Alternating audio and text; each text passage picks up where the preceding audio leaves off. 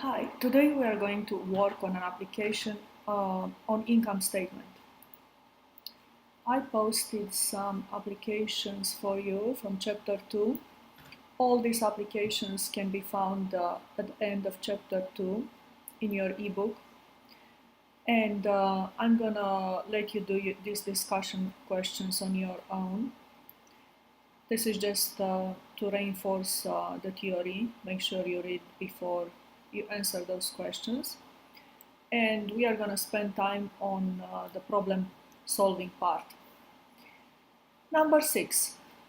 Given some random elements of the income statement, you have to be able to recognize them and arrange them in the right order. This is a very easy application. So you start with sales, you subtract cost of goods sold, gross profit is what's left over, then you subtract other expenses, selling and administrative, depreciation, and you have operating profit. Then from operating profit, you subtract interest expense, which is really how much money you pay as interest on the money borrowed. And then you subtract that one, and what's left over, it's called earnings before taxes. You subtract taxes and then earnings after taxes or net income. You have to know both names because sometimes in the applications they refer to one or the other.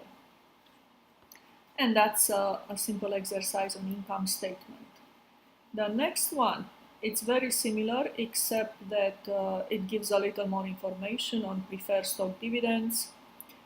We have shares outstanding, so you have to finish up the income statement all the way to earnings per share. So the first part is very similar to the previous problem. You subtract all these elements up to earnings before taxes, subtract taxes, and then you have net income or earnings after taxes. Those are the next elements are extra.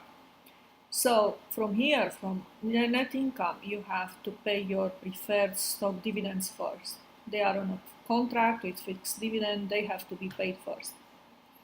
Then after you subtract these dividends from net income, what's left over it belongs to common stockholders, 190,000. So this is the money they have for this period. Now, from the theory, you know that out of this money, they will take home some as dividends and they'll put back some into the company to grow as retained earnings. But for this purpose, now we have to calculate earnings per share, and we are going to divide earnings available to common stockholders by number of shares outstanding. So if you divide 190,000 by 50,000, earnings per share will come to be $3.80. That was another application. Let's do one more. C9, it's very similar, so you'll do more exercise on your own time. The same as 8, but different numbers. Now let's see if 11 is a little different. Well, for this one, you actually have to calculate sales and cost of goods sold. Now, to calculate sales, the theory is that sales in dollars is calculated as quantity of the product sold, in this case textbooks, times price per unit. So they sell 1900 textbooks times 250 price per unit. This is how you calculate sales. It comes up to be 475.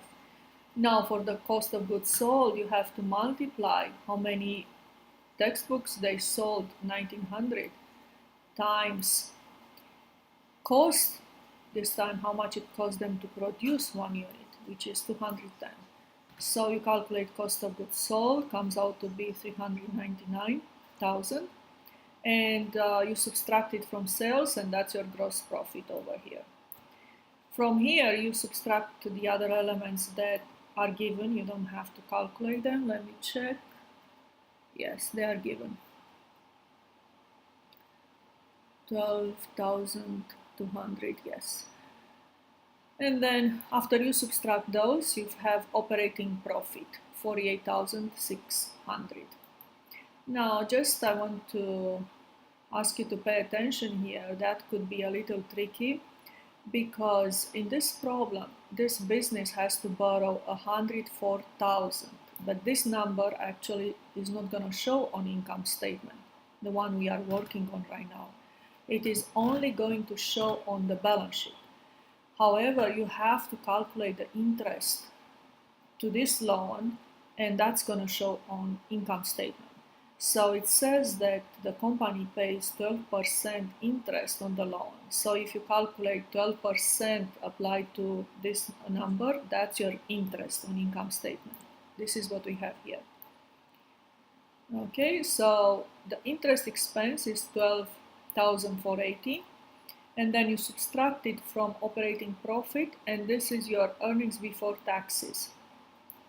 Then you apply 30% to this number, to earnings before taxes, to calculate taxes that come out to be 10,836, and then you subtract taxes from earnings before taxes, and you have net income or earnings after taxes.